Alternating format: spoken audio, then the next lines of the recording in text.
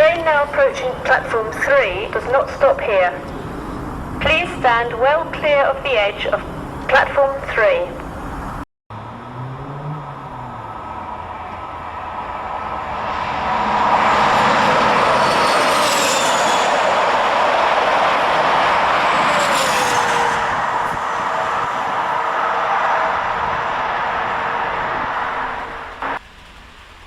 Hello and welcome to the first update of the new year from Dean Park.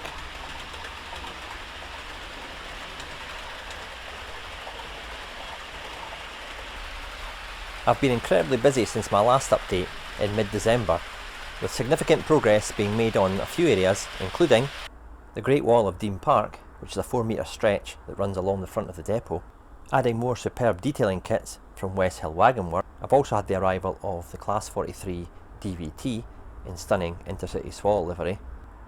I've continued to run in the extended length Hornby APT at Dean Park, and last but certainly not least, we have the stunning Class 86 Subclass 4 from Hellion. If you enjoy what you see, please click on the like and subscribe icons, and if you want to know more about Dean Park, click on the link at the bottom right hand side of the screen, which will take you into my Dean Park YouTube channel, where all previous uploads are available to view. If you have any questions, please get in touch by posting them in the comment section below. In the meantime, enjoy the video.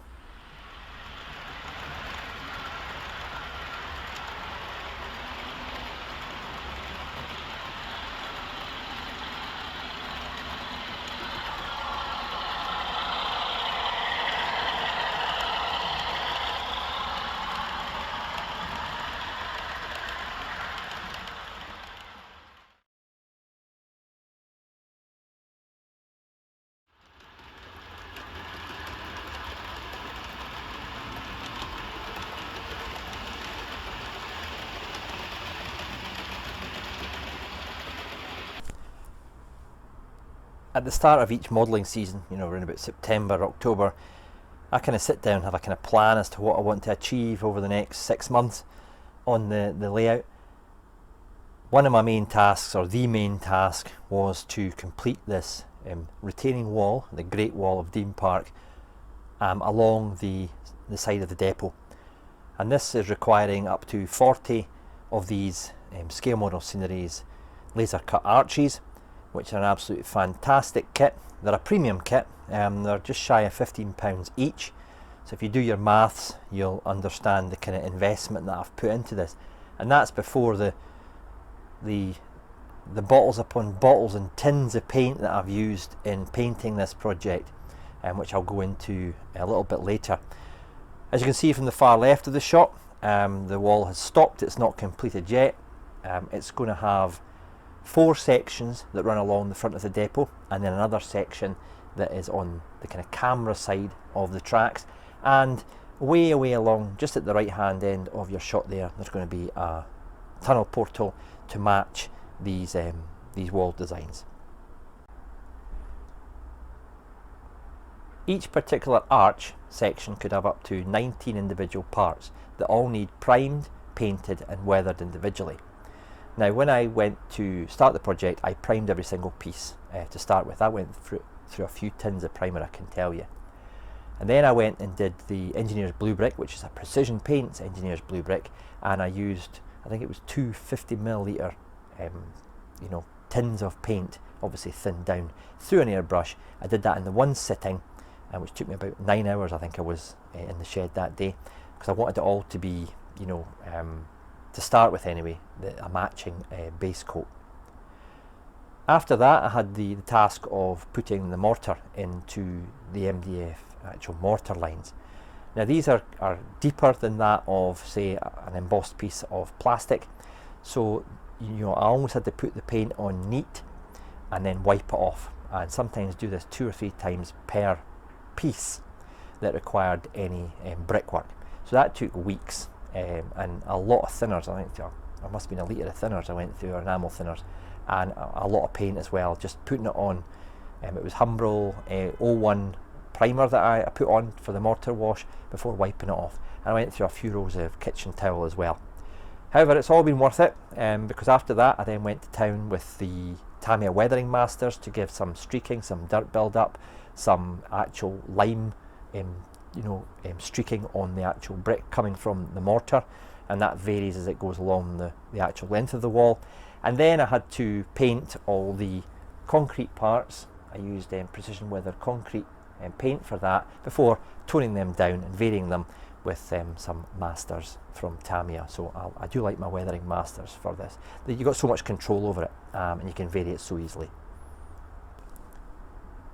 Looking a little bit closer in, hopefully it'll pick up some of the weathering that I've applied to the capping stone areas, the plinth, and around basically the general arches and facing brick, including the staining deposits down the front there.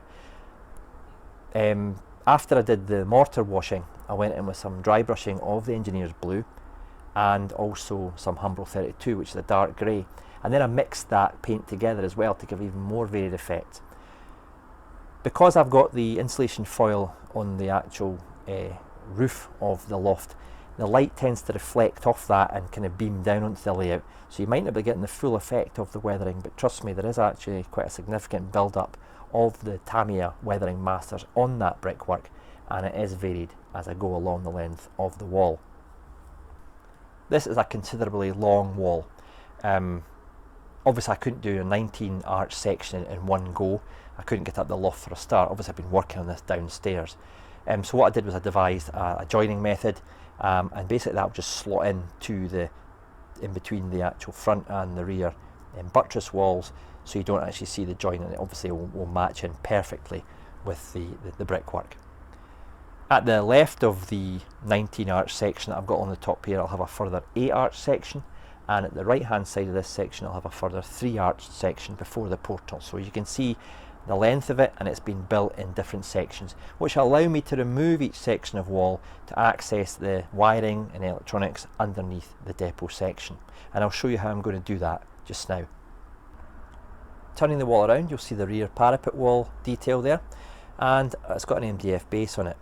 I've also glued this corner angled piece of aluminium to the back of the wall and onto the base using some epoxy resin or araldite, and that's been glued and clamped into position. The purpose of that is to keep the wall straight and true along its length. Now that will sit quite happily on the layout, but if I want it to be more secure, I'm going to have to join it to the layout around about here at this level. What I'm going to use is magnets for that. A series of magnets along the length of each section, and they'll obviously have corresponding magnets attached to the upper baseboard at the depot, and they'll just click into position and hold it securely in place. So if I do need to remove a section of the wall for maintenance of wiring underneath the depot, they're easily removed. It's not a permanent fix. I really am pleased to be able to finally get some of the arches completed and in position. It's really starting to frame the depot nicely after looking at an open raised baseboard section for a few years now. Between the bottom of the wall and the side of the rails, obviously I'll be using some scenic material and line side details to blend everything in, but I'll be doing that after I've completed all sections of the walling.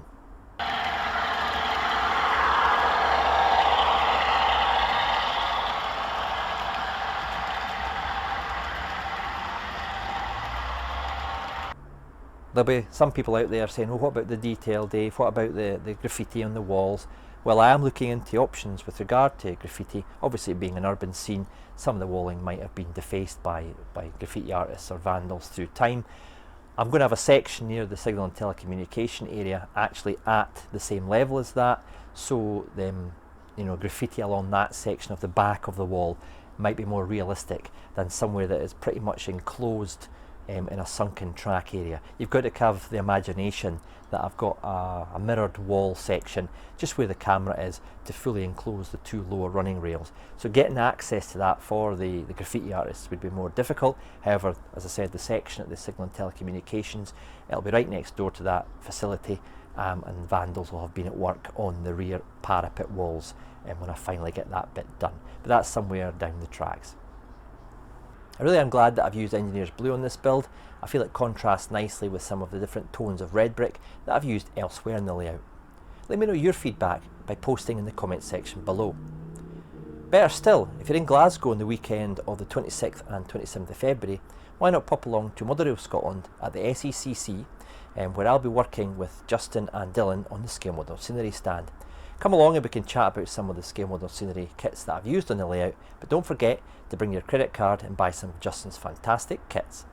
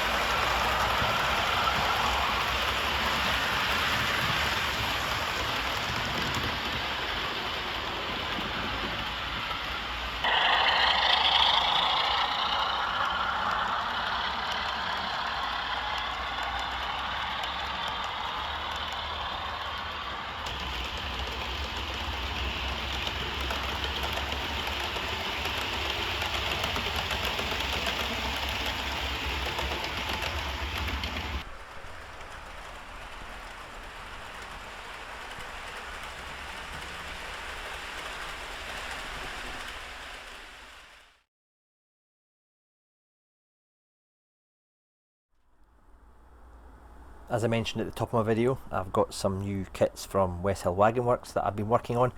Starting at the left, they're obviously not in position, I've just placed them here for the purposes of the video. This is a style of rack that you can have for oil drums. That's quite nice. All I've done with that is I've just painted it in a grey primer just now. I've obviously got to weather it and put some oil leaking and staining on it, and put some of the oil drums in as well. You actually get a pack where the oil drums are part of the moulding. However, I quite like how it's I've got an empty one here, so I can, you know, place them in more realistically to my own formation. Moving along to the left hand side here, what we've got is we've got a air brake test trolley. You get 2 in a pack.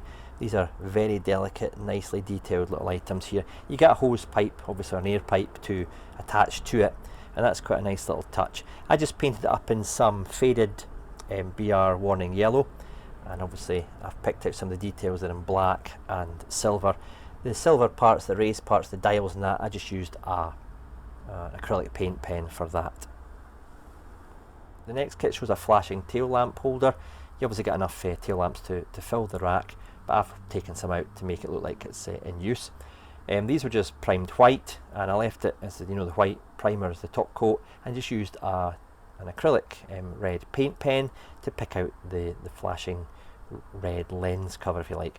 What we've got with the actual frame there, I just primed it. I think that is Humbrol tank grey, just to give it a dark appearance, and I've weathered it up using the Tamiya weathering masters. The next kit are these yellow cradles here, and these are holding a wheel set, in this case a class 47 wheel set, also available from West Hill Wagon Works.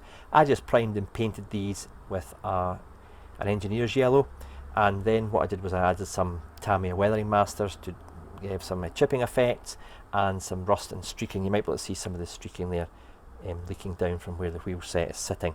It's quite hard to pick up some of the weathering from this angle. The wheel sets themselves I built last year, just basically primed them and painted them in rail match sleeper grime, roof dirt and some oil leaking paint as well. I've also been painting up some other very small West Hill kits. At the right hand side here we've got a selection of 1980s, early 1990s kind of computers, PCs. I've just painted them in a variety of colours. Used to get obviously the kind of beigey colour, and I've got a kind of lighter grey there and a different coloured printer. So these are kind of the period. I'm going to use them in an office design for my signal and telecommunications. I'm going to have a look at that and add some more detail to it. So these computers are fantastic and just the right period of time for my layout.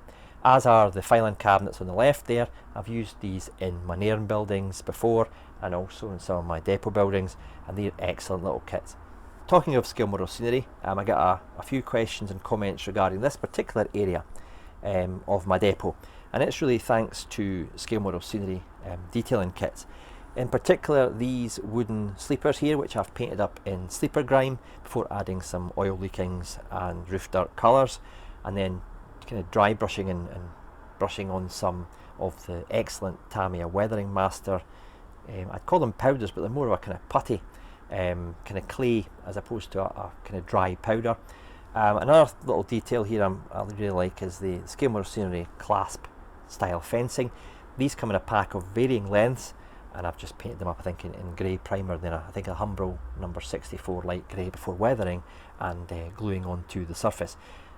I really like this. You've got the standpipe there, which is a gems casting, but you now get them from West Hill Wagon Works, made out of obviously plastic and not white metal. I've just used a little very thin piece of single core orange wire there to replicate a hose before obviously weathered it up as well. Obviously that is Scale Model Scenery, and these speed signs are also from Scale Model Scenery. So check out the kits. I'll put the link to the website in the description below.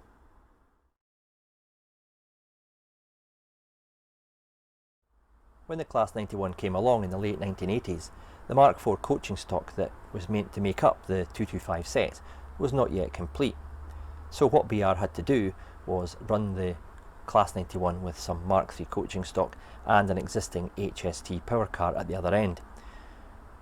The set of power cars that were converted across gained these, in some people's eyes, unsightly buffers. However, I quite like the actual look of the buffer fitted HST. There's a slight charm to it. Okay, it's not as nice as the full blown, full fronted HST, but in my mind it does the job. These DVTs were originally conceived just to provide a driving van for the other end of the Class 91 set and provide power to the coaching stock. However, it was found that running these in idle wasn't doing them any good, and it led to faults arising. So what they started to do was actually power these HST power cars along with the 91 at the other end, which I'm led to believe gave some quite breathtaking acceleration from a standing start. The standard buffered HST from Hornby is a good all-round actual performer and design model. However, it does have its authenticity issues when providing the tooling for 43013. There are differences and issues around the buffer beam and cowling area. However, the average modeler won't get his knickers in a twist about that. It does pull off the look, and for 99% of people it'll do just fine. The actual paintwork on this is generally good, but there are issues. It's nice to see that Hornby have returned to the correct colour of Falcon Grey and not the Incredible Hulk Green that they had on their previous buffered sets. The full yellow face is something that we've not seen from Hornby before on an HST, and I actually think it looks quite cool on the actual nose of the HST power cars. As is now tradition with the Hornby HST, they have applied the cantrail stripe atop of the window with a slight bend or dip to it. It's hidden fairly well because it's a full yellow fronted loco, and even if you look at the real HSTs on the network, sometimes their cantrail stripes haven't been applied exactly straight either. It's a small annoyance on the model for maybe a small percentage of modelers. However, as I said, it's hidden fairly well in this case. One thing that might annoy more modelers is the white stripe that runs across the front of the cab. It's not completely blocking out the yellow behind it, which leads to a slight variation from the white stripe on the front to the white stripe at the side. And we've got the usual kind of seam that runs down the side of the cab on the Hornby HST. Fairly well hidden here because of obviously the colour change from the nose to the sides. Looking at the side profile, there's a little bit of hazing between the yellow and the Falcon Grey there, but I said it is nice to see that they've corrected the colours for the actual upper grey on this particular model. This has not got an opening cab door, it's been tooled out if you like. Although it's not the new tooling, they've made some amendments to this, and I believe that the first Great Western and Farewell set that came out recently, which also have done away with their fiddly and ill-fitting cab doors. One final thing that I want to point out with this particular model is that Hornby have finally addressed the creamy colour of their executive grey there. It's far more prototypical now, and I'm looking forward to the new Mark III, Mark IV coaching stock in the future, replicating this with the less custardy yellow colours that they've used in the past. What do you think of this latest release from Hornby? Or indeed, have you got it in your collection? Let me know your thoughts by posting them in the comment section below. I like the model. I was going to get more than one and start to renumber them because obviously I'm modelling the mid to late 80s on the layout, and I can justify adding these in when running my Class 91s in early formations. However, at the cost of around £80, it's getting to be a little bit expensive even for me to justify having two of these just for occasional use. In that respect, if I was going to give a recommendation, I would say you should consider this model.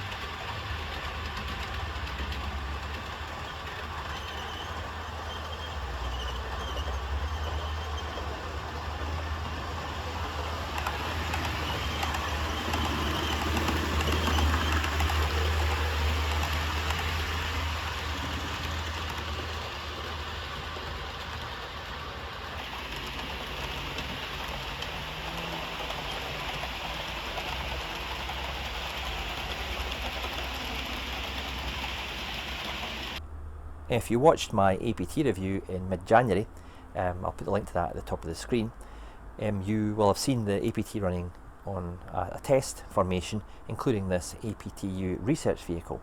Hornby have done a superb job with this particular vehicle with the interior details. We've got switchboards, we've got computers, desks and individually fitted seats, and it's all brought to life by the coach lighting as well. With regard to the actual APT, it's now past its test phase, if you like, on the layout. There's no adjustments to any clearances or gauging required, and it's now been extended to 9 coaches, and I'm going to show you a little bit more of that now. If you're running your APT with the research vehicle, these couplers here will obviously couple up to the NDM and I think it's the first class coach next to it.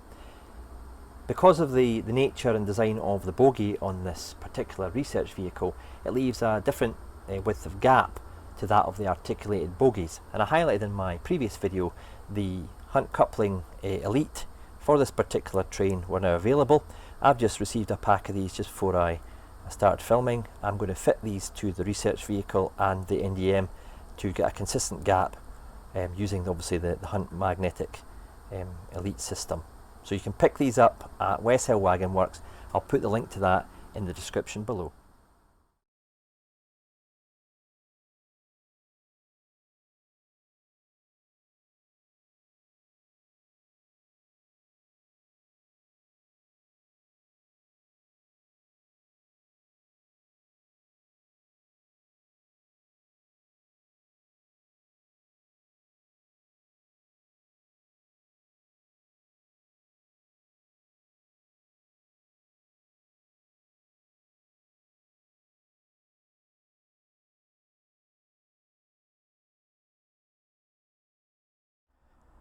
I've zoomed the camera out so you can see a little bit more of the APT as it is in service here at Dean Park.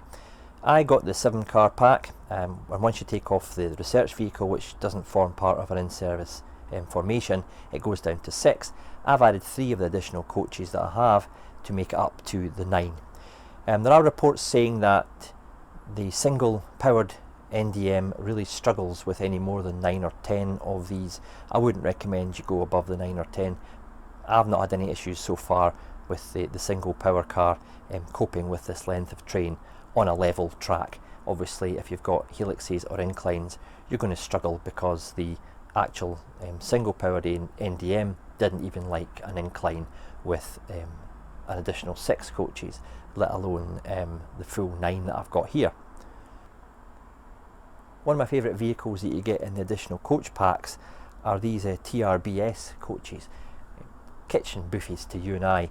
I really like what Hornby have done here with obviously the different window configuration, and they've got a representation of a kitchen or a buffet in there as well, so I really like that vehicle. Somebody got in touch and asked me regarding the length of the APT. I'll give you a comparison. This 9-car APT is probably a Mark III shorter than an 8-car HST. So, you know, I could probably get a 10-car APT to the same length as a 8-coached HST, just to kind of give you a loose comparison there. So really, you know, you're getting more coaches in the same kind of space, because the coaches on the APT are shorter than that of a Mark III. As I said in my review of the APT, there's been much gnashing of teeth regarding the pantographs supplied on these particular models. I've managed to get the knack of keeping the pantographs in a raised position. However, I was having a discussion with Laura McWilliams, and she pointed out that sometimes one of the NDMs had its pantograph down because there was an oscillation of the overhead wires created by having the two pantographs. I was aware of that as an issue when they were designing it, and that's, you know, one of the reasons they didn't put pantographs at each end of the train, because of that oscillation with the contact wire after it's touched the pantograph. But I didn't realise that they had the same issue or a similar type of issue when they had the two pantographs with the centre NDMs in a raised position. So that's something you can maybe use as a modelling advantage. If you can't get your pantograph to stay up on one of your NDMs, just put it down and say that's the reason why you've kept it in the retracted position. Since my APT review, a lot of people have obviously gone out and added this to their fleet, and by the sounds of it and their comments, quite a few of you have taken them back for all sorts of reasons. One of the comments that, or the range of comments that were coming through, were surrounding cost versus detail and realism. Yes, they're not cheap. This particular train has been subjected to 2 price increases since it was announced in early 2020, obviously due to manufacturing costs and material costs due to the pandemic, amongst other things. A lot of people have had a go at the fact that it's very toy-like and lacks separately fitted and added details. In Hornby's defence, the APT is quite a minimalistic, futuristic, simplistic, if you like, exterior design. Everything's designed to be covered and very flush to aid high-speed travel. And some people even said that the door relief is not deep enough, and the cab door looks like it's not even a door at all. But again, you know, if you look at the photographs, everything's pretty flush with regard to the exterior of this particular locomotive, as I said, to aid the high-speed travel. Quite a few of you have posted comments on the video that I did on the APT regarding this nose cone area. On the real APT, this was designed to actually slide up over the cab window to reveal a set of buffers and traditional coupling gear in case, say for example, the APT broke down and needed rescued by a locomotive. That was never a feature that was muted or put into the Hornby model. Some people were getting confused with the DJ model of the APT, which a lot of us put our pre-orders and our deposits into before he went bust, and we were left empty-handed. That model was supposed to have had a raised or a mechanism at the nose cone to allow you to access that coupling gear.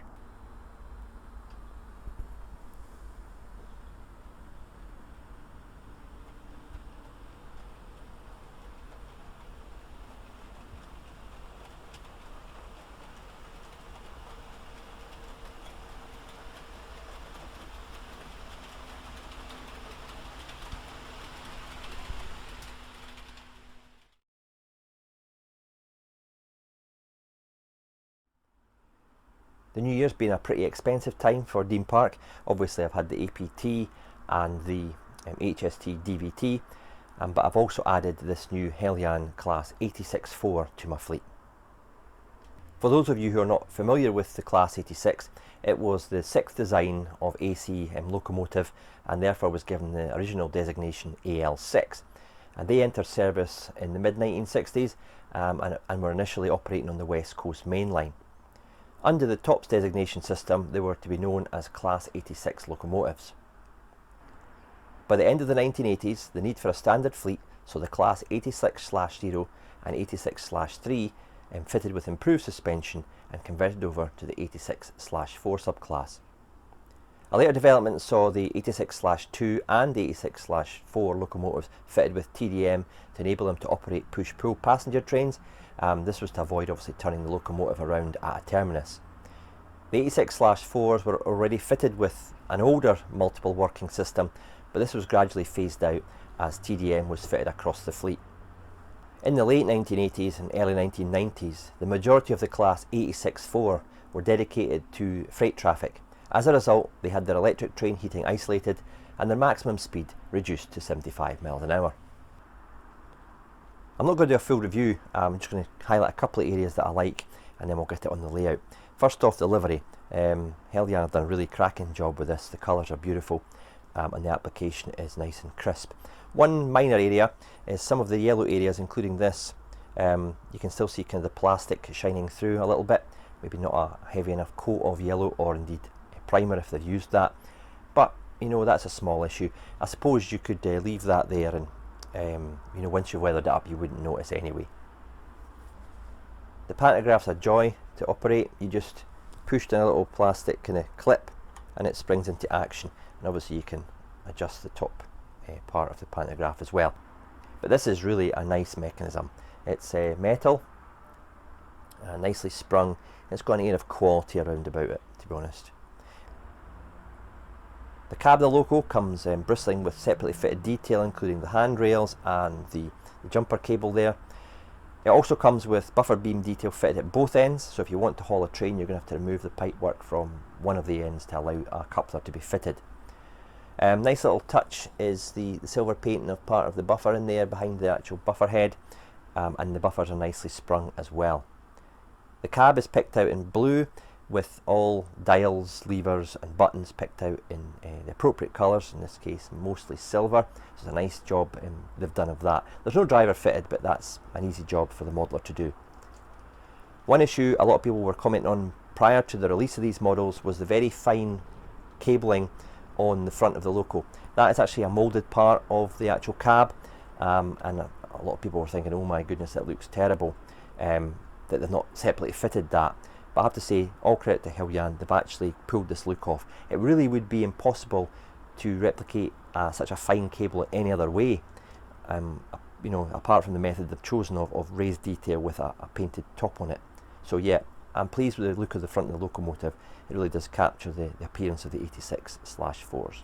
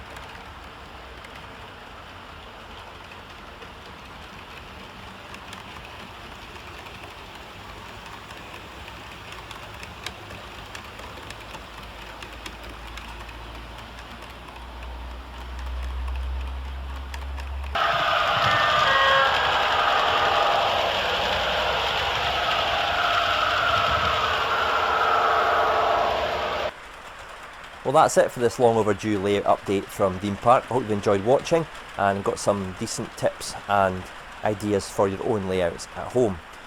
The next month will see me continue work on the retaining wall project and hopefully be able to show a little bit more progress on that in my next video.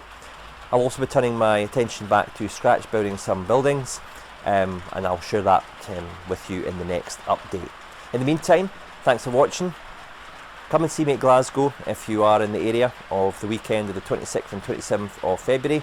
But until next time, happy modelling. Cheers for now.